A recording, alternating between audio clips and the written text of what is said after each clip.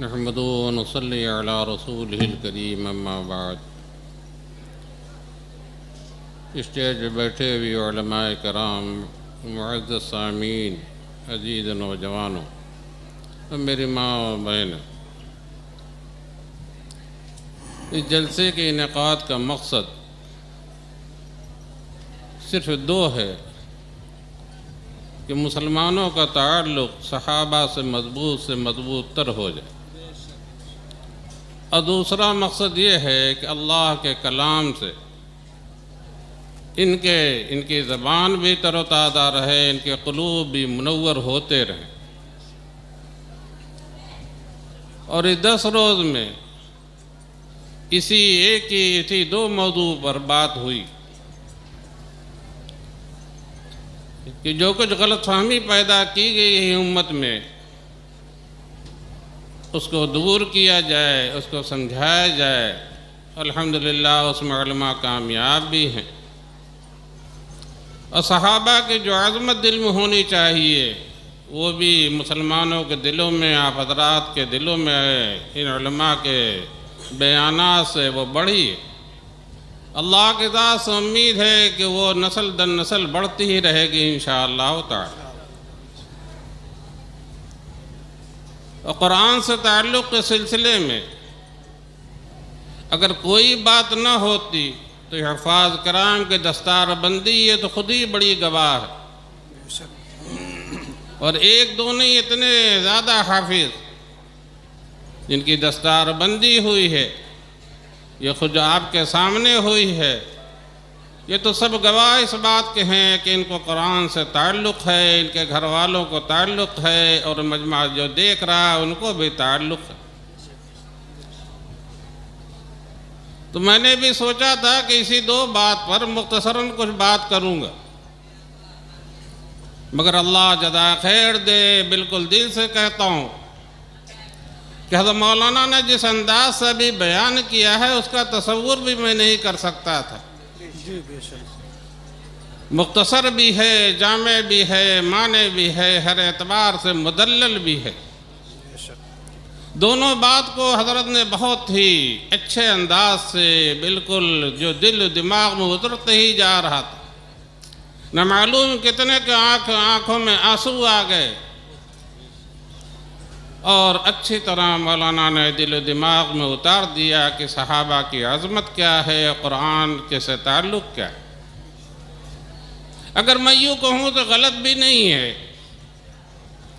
کہ بڑے سے بڑے مضامین لکھے جاتے ہیں، جیسے میں ہوں ایک مدرسے کا ذمہ دار ہوں، اور میں بتا دیتا ہوں کہ اس موضوع پر لکھ کے لائیے، اور لکھ کے آتا ہے، پڑھ لیتا ہوں۔ اگر ویسے ہی شائع کر دوں تو کوئی اس کو مانے گا نہیں جب تک کہ مدرسے کی مہر نہ ہو، دستخط نہ ہو۔ تو آج کے مولانا کا بیان بالکل ویسے ہی ہے جیسے لوگوں نے مضامین تو بیان کر دیے تھے، لکھ دیے تھے، مولانا نے اس پر مہر لگا کے ایک دم مدلل کر دی، بے شک بے شک، اور اچھی طرح اس کو واضح کر دیا۔ اللہ جزائے خیر دے مولانا کو، میری طرف سے بھی، پوری امت کی طرف سے، آنے والی نسل کی طرف سے۔ اس لیے میرے خیال میں، خیال ہی نہیں، مجھے یقین ہے کہ اب وقت ضائع کرنا ہے، یا کوئی عمدہ پلاسٹر ہو چکا ہو، عمدہ سفیدی ہو، اس پر کوئی اناڑی اور سفیدی کرنے لگے، بنانے لگے تو بنانے کے بجائے اور بگاڑ ہی دے گا۔ اس لیے اب اس موضوع پر کوئی بات نہ کر کے سیدھے سے دعا کر لے۔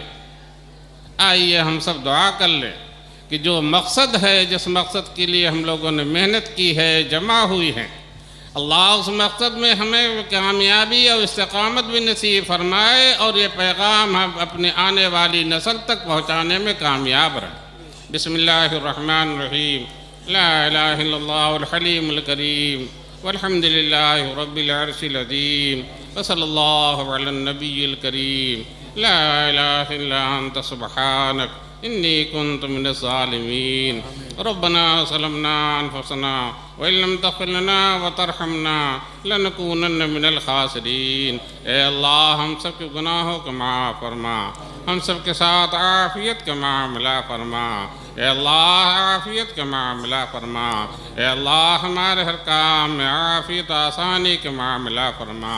اے اللہ تیرے نام سے ہم سب یہاں اکٹھا ہوئے، تیرا کلام سننے کے لیے اکٹھا ہوئے، تیرے صحابہ کی تاریخ سننے کے لیے اکٹھا ہوئے۔ اے اللہ ہمارے یہاں جمع ہونے کے بے انتہا قبول فرما۔ اے اللہ صحابہ کی عظمت ہمارے دلوں میں راسخ فرما، قرآن کی عظمت ہمارے دلوں میں راسخ فرما۔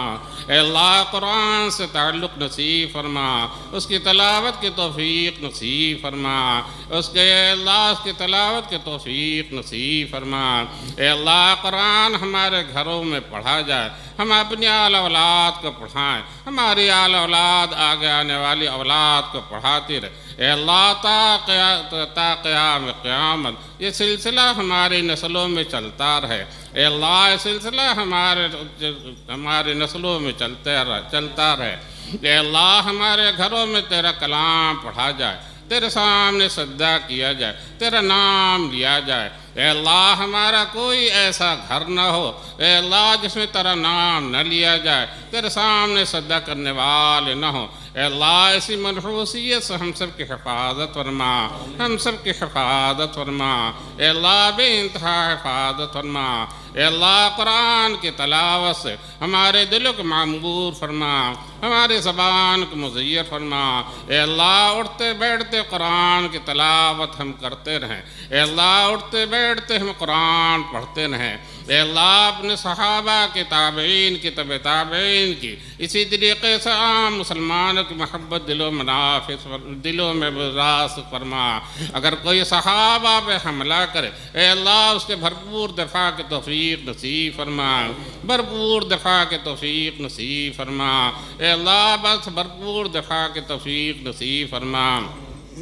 اے اللہ جن لوگوں کے لیے دعاؤں کے لیے بھی اعلان ہوا ہے اے اللہ سبھی کے مسائل کو حل فرما۔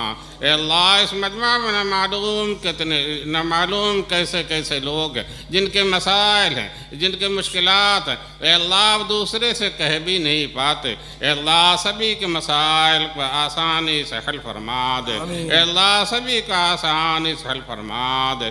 اے اللہ نہ معلوم کتنی بچیاں جو شادی کے لیے اے اللہ پریشانی میں ہیں، اے اللہ مالی اعتبار سے پریشان ہے، کوئی مناسب جوڑا نہیں مل رہا، اے اللہ سبھی کے آسانی کے معاملہ فرما، عزت و آبرو کی زندگی نصیب فرما، عافیت کی روزی نصیب فرما، عافیت کی روزی نصیب فرما۔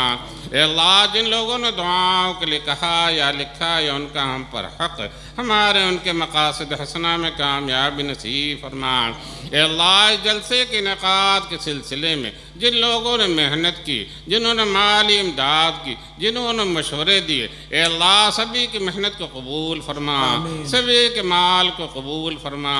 اے اللہ سبھی کے لیے ذخیر آخرت بنا دے، اے اللہ دنیا میں بھی ان کے لیے راحت کا سامان پیدا فرما، آخرت میں بھی ان کے لیے ذخیر آخرت بنا دے۔ اے اللہ نسلاً بعد نسل اے اللہ دین کا سلسلہ چلتا رہے، ہماری نسلوں میں اے اللہ دیندار پیدا ہوتے رہیں، اے اللہ دین کے محبت کرنے والے آتے رہیں، بددینی سے ہماری حفاظت فرما، ہماری آنے والی نسلوں کی حفاظت فرما۔